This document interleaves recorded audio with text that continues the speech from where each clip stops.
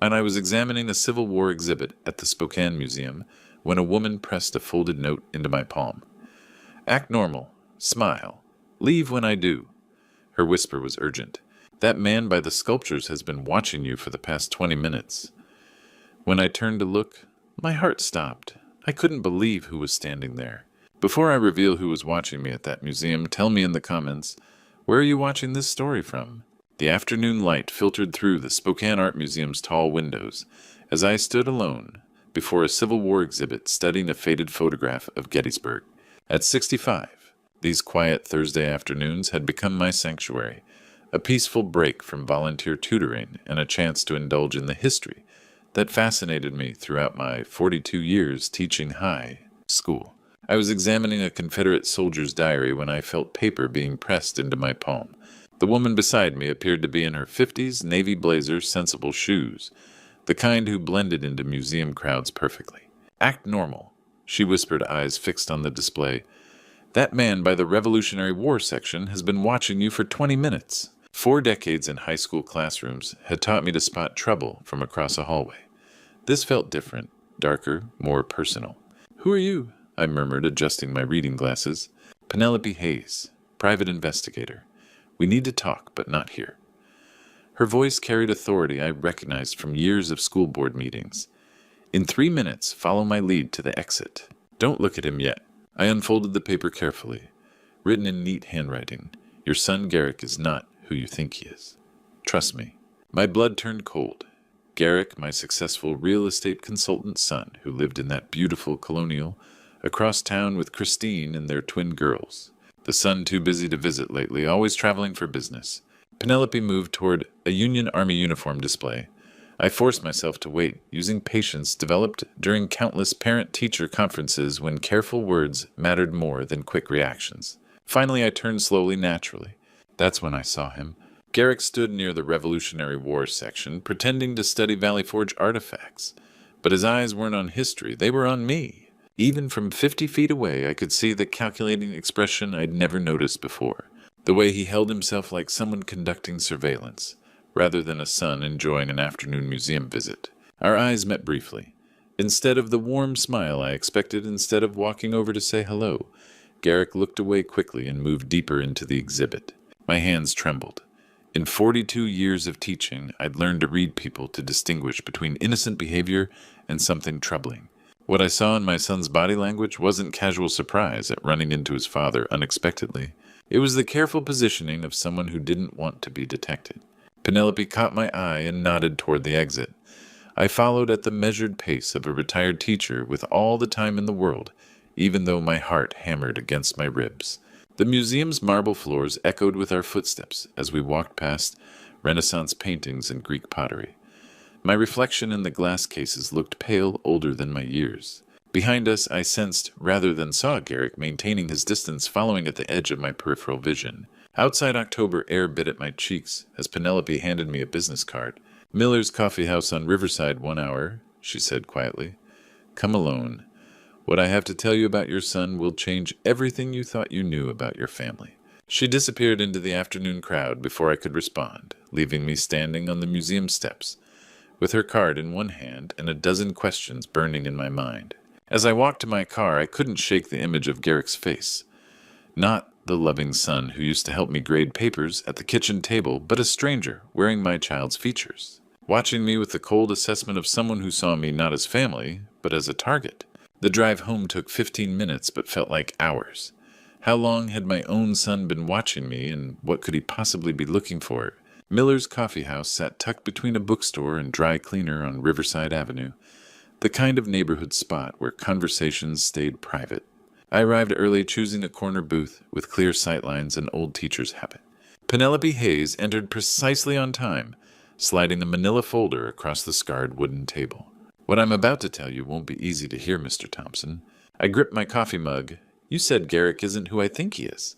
6 months ago, Timothy Reed hired me, 73-year-old widower from Coeur d'Alene who thought he was investing his retirement savings with a legitimate real estate consultant. She opened the folder, revealing photographs. Instead, he lost everything. The photo showed a frail man with kind eyes standing before a modest ranch home with a foreclosed sign planted like a tombstone in the yard. Timothy hired me to investigate Thompson Property Solutions, LLC, your son's company. My stomach dropped. I'd been proud of Garrick's success, his expensive suits, that colonial he'd bought for Christine and the girls. Now those achievements felt sinister. There's some mistake, I said, remembering Garrick's sudden wealth, his distance from family gatherings, vague explanations about complex deals. Penelope slid more documents forward. Your son operates a reverse mortgage scam. He targets elderly homeowners, widows, widowers, isolated people. Process, as a financial consultant, gains their trust, convinces them to take fraudulent loans against their homes. The paperwork is forged. Money disappears into shell companies. Garrick tells victims they're making safe investments while stealing their homes. The coffee shop's warmth felt suffocating. Around us, customers discussed weekend plans while my world crumbled with each document. How many? I whispered. 18 confirmed victims over 3 years. Total losses of $2.8 million. Your son's personal take approximately $1.2 million. 18 families, 18 people who trusted someone reminding them of their own sons believing his promises of security. People like Timothy Reed, whose photograph held too much sorrow for one lifetime. The evidence was overwhelming: bank statements, loan documents, property transfers painting my eldest son not as the businessman I'd believed, but as a predator feeding on elderly trust. Penelope leaned forward, expression softening. Mr. Thompson, there's something else. She pulled out a final document, a property assessment for my home on Maple Street, where I'd raised 3 children, where Sarah had planted roses still blooming each spring. Your son didn't just target strangers, she said quietly. You're his next victim. The words hit like a physical blow. My own son, the boy I'd taught to ride a bicycle, helped with homework at our kitchen table, celebrated when he graduated college with honors. That same person had spent 3 years systematically destroying the lives of people exactly like me. I don't understand, I managed. Why would he? Money? Power? Maybe he sees elderly people as easy marks? Penelope's voice hardened. Or maybe he's just discovered he's good at it. I stared at the assessment of my home. $650,000, it said. Enough to fund whatever scheme Garrick was planning next. The house where Sarah and I had built our life together, where we'd raised our children with values of honesty and compassion, was nothing more than another target to my own flesh and blood. What happens now? I asked. Penelope gathered the documents. Now you decide whether you're going to let him destroy you, like he destroyed Timothy Reed and 17 others, or whether you're going to fight back. She stood, leaving me alone with the weight of her revelation. Mr. Thompson, she said, pausing at the door, there's something else you need to know. Your son didn't just target strangers, you're his next victim. The drive home passed in a blur of autumn leaves and racing thoughts. My hands trembled, unlocking the front door of the house Sarah and I had shared for 37 years now, apparently just another target in my son's criminal enterprise. I headed straight for my study, searching through mail I'd been ignoring. Buried beneath utility bills was an envelope with no return address containing a document that made my blood freeze, a property transfer agreement dated 3 weeks in the future, bearing what appeared to be my signature authorizing sale of my home to Riverside Holdings, LLC. 42 years of teaching had trained me to spot forgeries, students, faking parents' signatures, altered report cards. This was sophisticated but flawed. The D in Draxon was too angular, the P in Thompson slightly too wide. Someone had studied my signature carefully, but not carefully enough. I called Penelope immediately. Hayes Investigations. It's Draxon Thompson. I found something. I described the forged document, the mysterious LLC, the sale date just 2 weeks away. Penelope listened in heavy silence. Riverside Holdings, she said finally. Give me 10 minutes. While waiting, I searched my files for other suspicious correspondence. There a letter from Lawrence Peaton, attorney at law, dated 6 weeks ago, discussing estate planning opportunities and suggesting we meet about protecting assets for your family's future. I'd dismissed it as junk mail. Now I understood it was reconnaissance.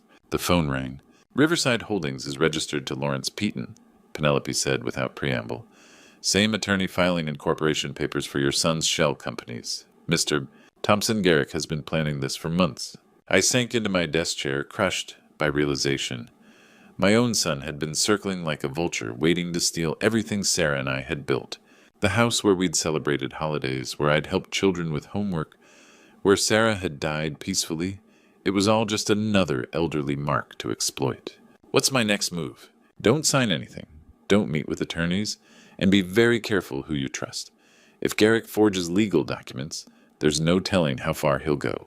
After hanging up, I sat in gathering darkness, surrounded by photo albums, teaching commendations, thank you cards from former students, all now feeling like evidence against my own flesh and blood. The grandfather clock chimed 11 when the phone rang again. Unknown number. Hello? The voice was electronically distorted, mechanical, and cold. You should have minded your own business, old man. My grip tightened on the receiver.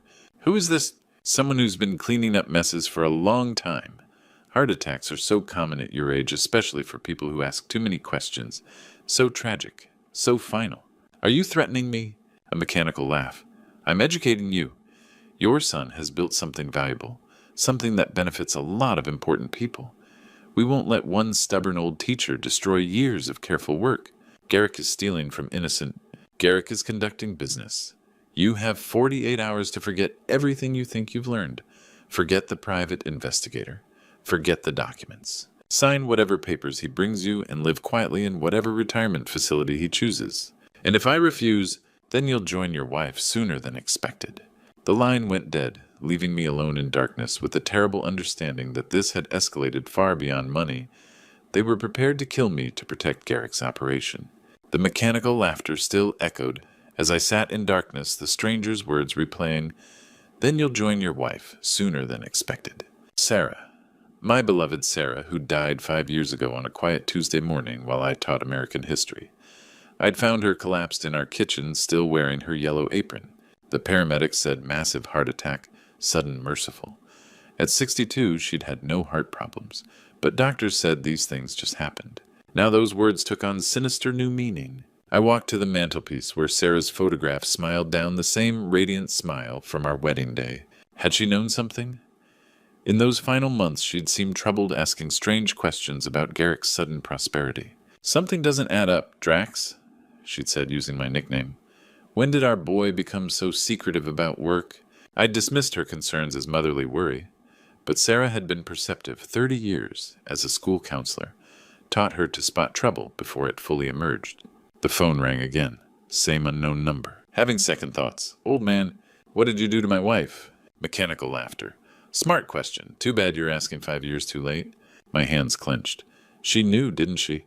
She figured out what Garrick was doing. Sarah got curious about things that weren't her business. Started asking wrong people wrong questions. We couldn't have that loose end. The room spun. My sweet Sarah murdered for being too good to ignore her son's crimes. The woman who'd spent her career helping troubled kids killed to protect a scheme preying on people like us. You bastards, I whispered. Careful, Thompson. Anger makes people careless. Careless people have accidents. Is that your plan for me? Another convenient accident. Only if you force our hand. 46 hours now. Think about what Sarah would want. Would she want you throwing your life away over something unchangeable? But they were wrong about Sarah's wishes. She'd fought for people who couldn't fight themselves, stood up to bullies, protected the vulnerable. She wouldn't want me surrendering to her murderers. You made a mistake, I said quietly. What's that? You told me the truth about Sarah.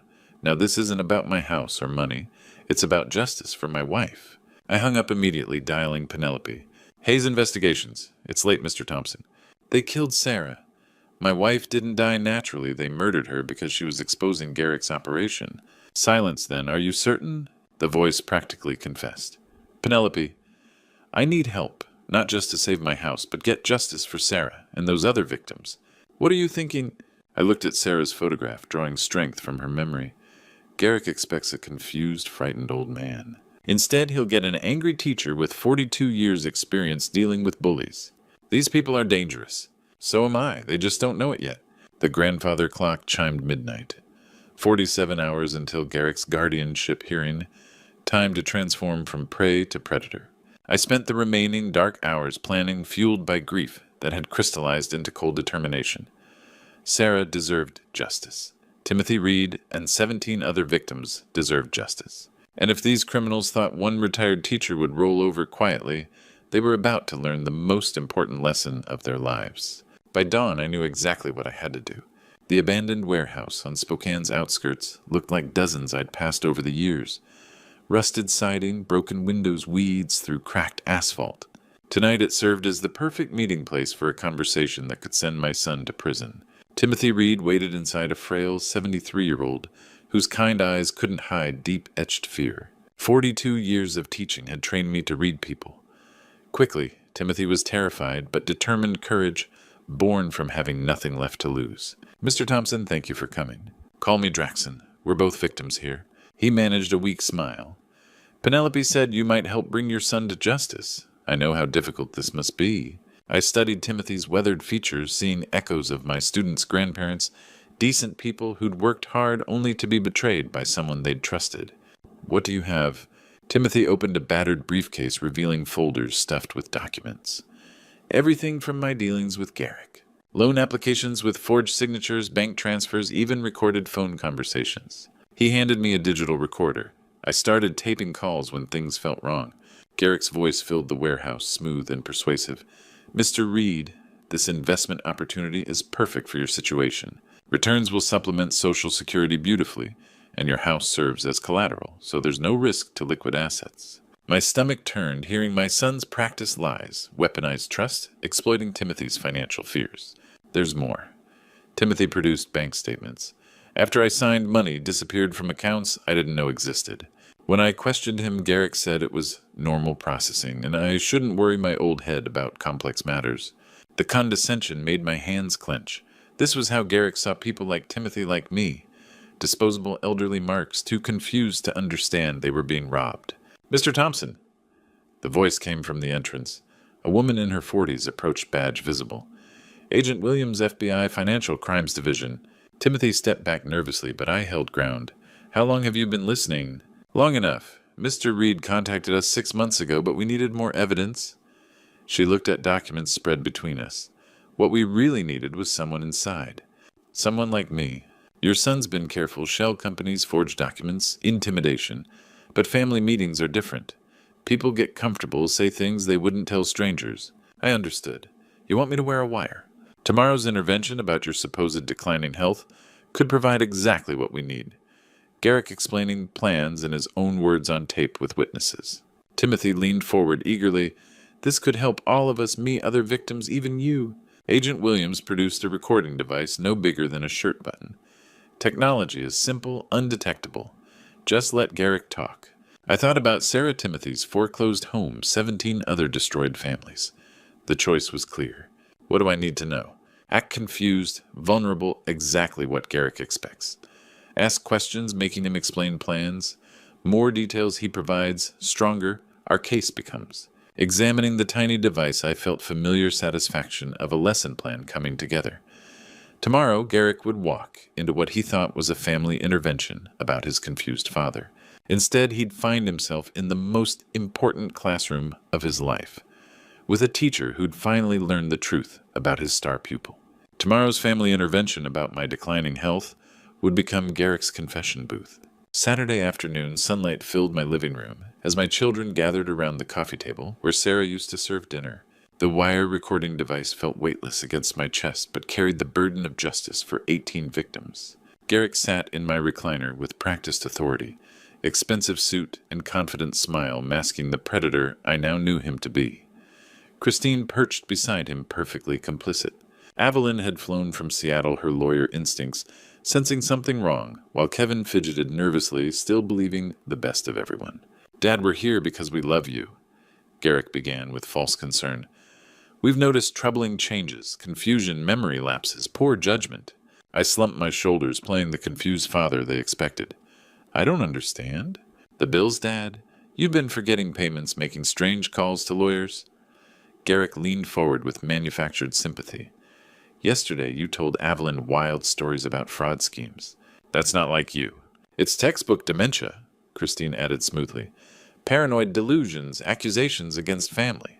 I remembered teaching 8-year-old Garrick about honesty after he'd lied about breaking Sarah's vase. "Truth always comes out, son. Lies tangle themselves up." Now I watched those words prove prophetic. What are you proposing? I asked with feigned confusion. Guardianship, Garrick said gently. You'd still live here, keep independence. But Christine and I would manage finances, protect you from impulsive decisions. Like what decisions? That property assessment you mentioned to Kevin. You seem to think someone was stealing the house, which is impossible since you'd have to sign transfer documents yourself. My pulse quickened. Only someone forging documents would know I'd mentioned an assessment. How did you know about that, Garrick? Uncertainty flickered across his face. You told us. No, I didn't. I only mentioned it to Kevin, never said anything about transfer documents. My voice sharpened with teacher's authority. So how do you know about documents I'd have to sign? Silence. Evelyn studied her brother with new suspicion. Kevin sensed undercurrents he'd missed. Dad, you're confused again, Garrick said, confidence cracking. Am I then explain how you know about Riverside Holdings, LLC? Christine went pale. Garrick's mask slipped, revealing cold calculation. You've been talking to people you shouldn't, old man. There's the real Garrick, I said quietly. Not my loving son, but someone angry his victim won't cooperate. What's going on? Evelyn demanded. Garrick's control shattered. What's going on is our father's lost his mind and will destroy everything I've built. Do you know how many people depend on my business? 18 families you've destroyed with fraud, I said. You don't understand real estate complexity. I understand theft, Garrick. Forgery. Planning to steal my house like you stole Timothy Reed's. Is this true? Kevin gasped. Shut up, Kevin. Garrick's snarled facade completely gone. You're all too stupid to understand what I've accomplished. Dad should be grateful in a care facility. He won't embarrass the family anymore. Evelyn recoiled at his cruelty. Listen to yourself. I'm listening to reality. He's a confused old teacher who's outlived usefulness. Once we get guardianship, we can liquidate his assets, and he stopped realizing he'd confessed to elder abuse in front of witnesses, all captured by FBI recording. That's when I heard footsteps on the front porch. The FBI had arrived. The front door burst open as Agent Williams and 3 other federal agents swept into my living room, badges. Visible weapons drawn but lowered.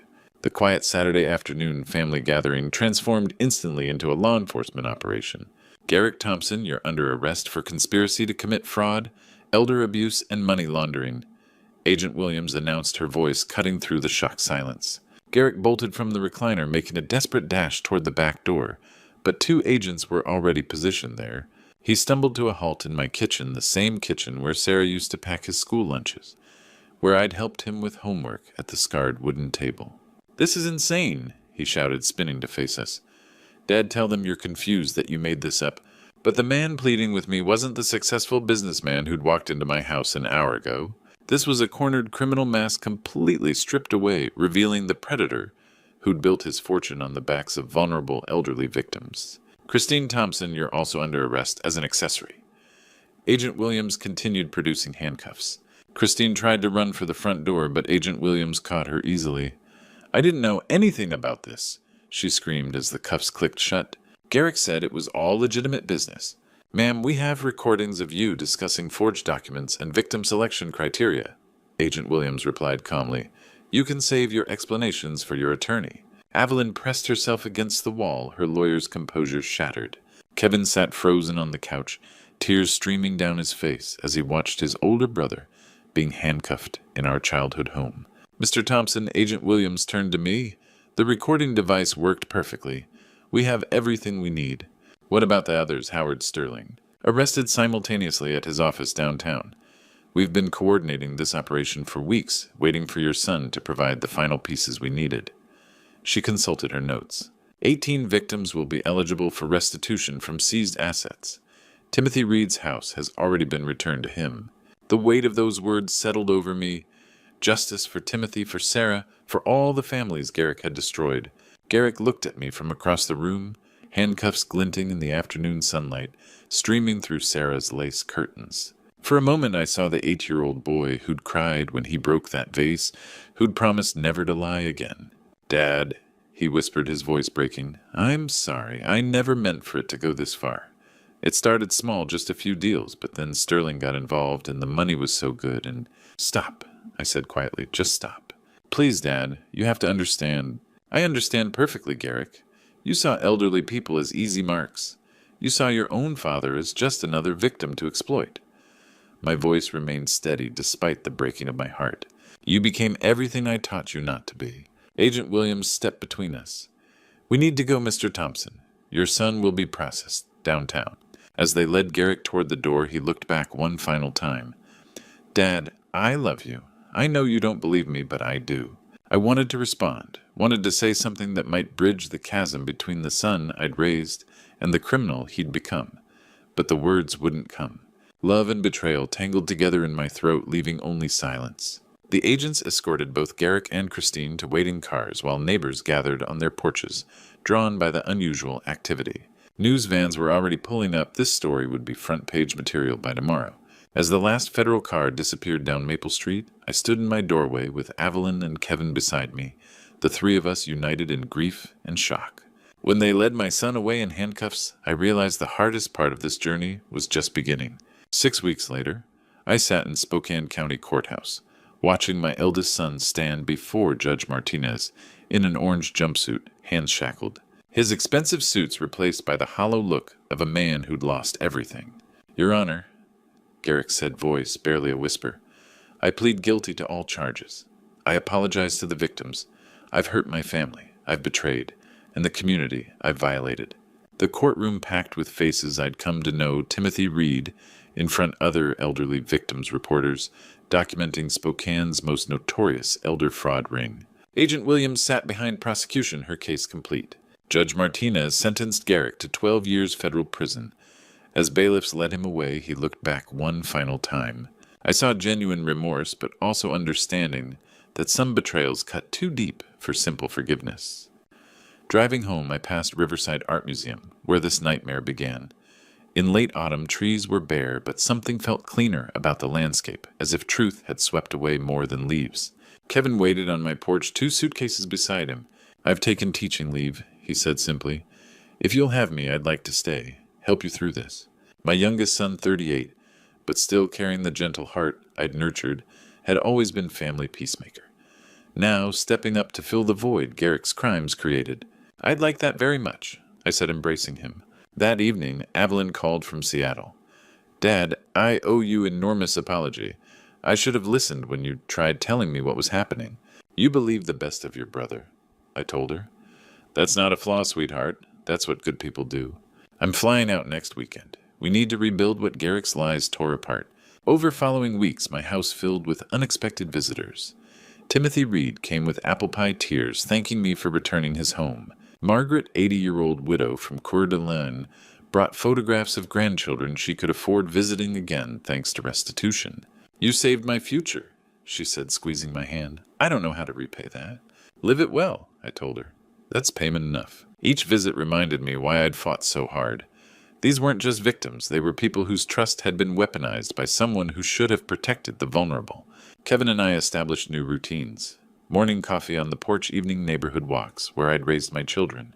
He helped sort through Sarah's belongings, something I'd avoided for 2 years. We found her journal from months before she died, filled with growing suspicions about Garrick's business. She knew, Kevin said quietly, reading her careful observations about unexplained wealth and secretive calls. Mom figured it out before any of us. She was always the smartest one in the family, I replied, touching her photograph. As winter approached, I felt something I hadn't experienced since Sarah's death. Peace. Not happiness exactly, but quiet satisfaction, knowing I'd honored her memory by fighting for justice. The house still echoed with loss, but also held promise of healing. The grandfather clock chimed midnight as I sat in my study surrounded by thank you cards from victims who'd gotten their lives back.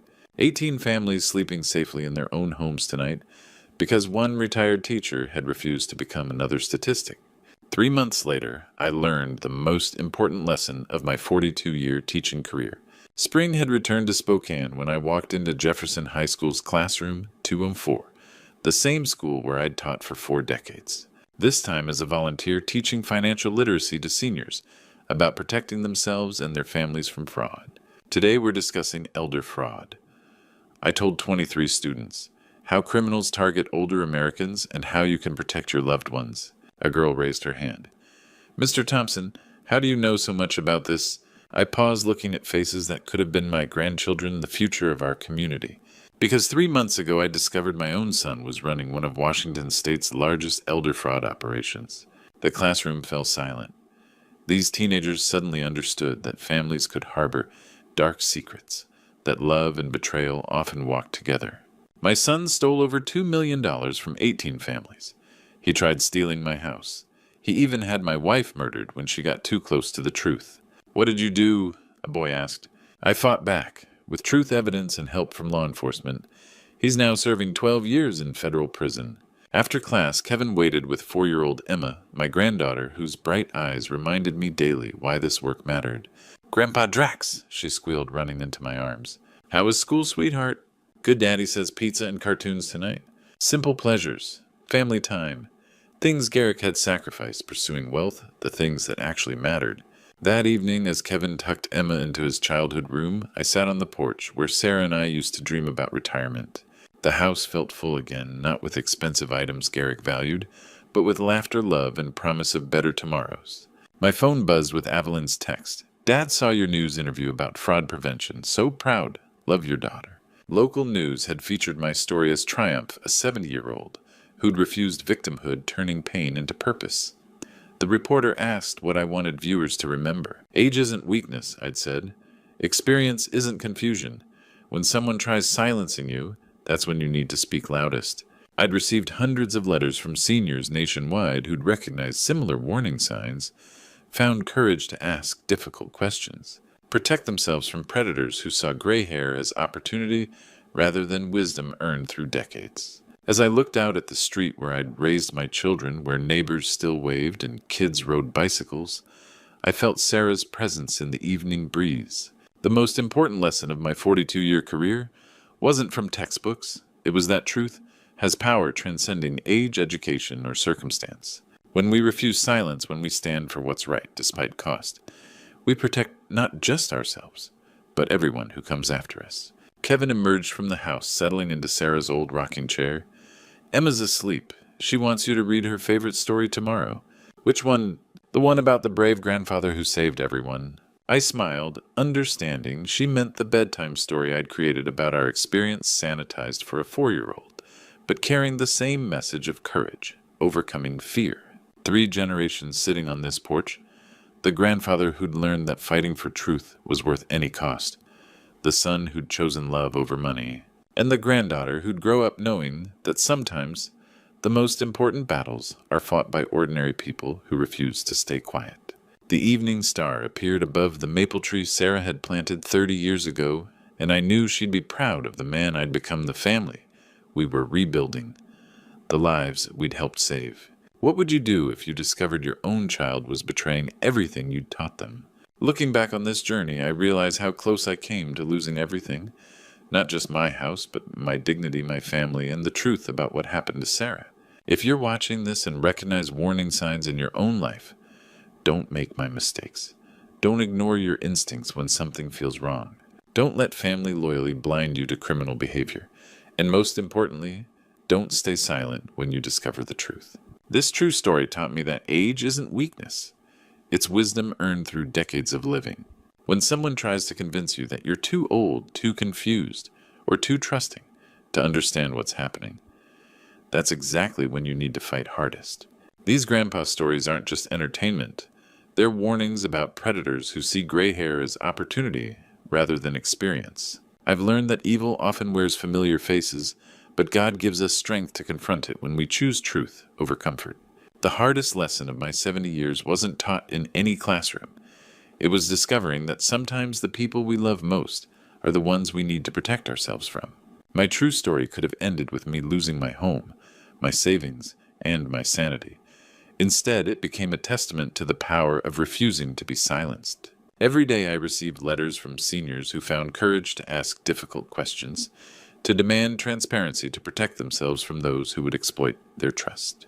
These grandpa stories matter because they remind us that ordinary people can do extraordinary things when they refuse to become victims. The best true story is one where truth triumphs over deception, where grandpa stories inspire others to stand up for what's right. If this story touched your heart, please share it with someone who needs to hear it. Leave a comment about your own experiences and don't forget to subscribe to our channel for more inspiring stories that prove age is just a number, but wisdom is forever.